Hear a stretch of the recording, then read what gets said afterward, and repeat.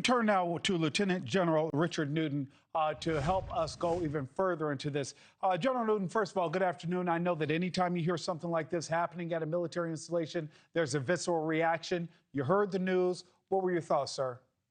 Well, gut-wrenching, Nick, you being a U.S. Army veteran yourself. This is something that I hearkened back to November of 2009 when Major Hassan killed 13 soldiers, wounded 30 others at Fort Hood, Texas. I was in the Pentagon at the time as a three-star general. I was part of the initial senior officer review of that just hours after that event actually occurred. Was obviously an insider threat, and it turns out to be Major Hassan. In this case, what's reported that Laura just reported that this is again allegedly a Army soldier who has been taken into custody. That was my first reaction, that it was most likely an insider event, and that. But first and foremost, our thoughts and prayers are with those 5 soldiers wounded. I'm sure everything's being done to care for them at this very moment. And General Newton, I'm going to ask you to help me walk through my own feelings in this, because when you hear about someone being injured, of course, your thoughts and prayers immediately go to them. You're hoping, I'm hoping, that this is a civilian who may have been the assailant. When you hear that it's someone who wore the uniform, I immediately shift to anger. Help me walk through why that emotion shifts that way when you should be angry, period. But why does it seem to hurt even more when it's someone who's worn the uniform? Well, we have 2 million men and women serving in the United States Armed Forces, approximately 700,000 American soldiers, active duty, guard, and reserve, and so forth. And so that is gut-wrenching because we rely on each other. You and I, when we first met, we immediately connected because of our service.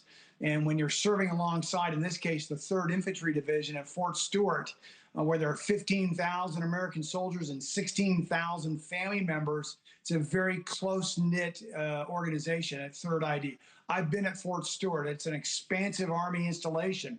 But when there's just one soldier, again, allegedly, fires on other American soldiers serving their country, it's particularly gut-wrenching. I can guarantee you the United States Army is looking, immediately into how that happened, what happened, and the why. There's Army Criminal Investigative Service, as you mentioned, a previous guest mentioned that FBI will join, I'm sure, with part of the investigation, but the Army's lead on this, and they're going to find out the root causes, because not only is this an issue at Fort Stewart, you've got other Army installations perhaps going through the same type of efforts to understand how it would have happened and could it happen on their installation. Yeah, we don't know if it was mental health. We don't know if it was stress, but we know that 3 soldiers were taken to a level 1 trauma center at Memorial Health in Savannah, Georgia.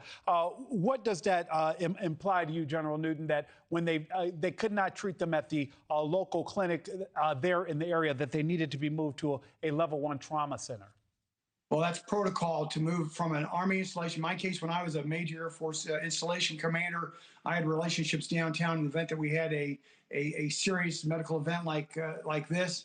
They're immediately being transported to a higher trauma level area, which indicates to me that there are critical wounds with perhaps up to 3 of those 5 soldiers, and they're doing everything they can to respond and so forth. That actually, Nick, we practice this, and I guarantee you the Fort Stewart leadership has practiced this in the event that there is either an insider event or an external event, especially if there's a mass casualty that we're experiencing right now, that they have trained for this, they've exercised for this, and it's immediate response like we've seen in the event that the medical professionals at Fort Stewart determined that these 3 soldiers could be treated more effectively at the local trauma center, and that was what was immediately done and got them to the right medical facility and under critical care right at this moment.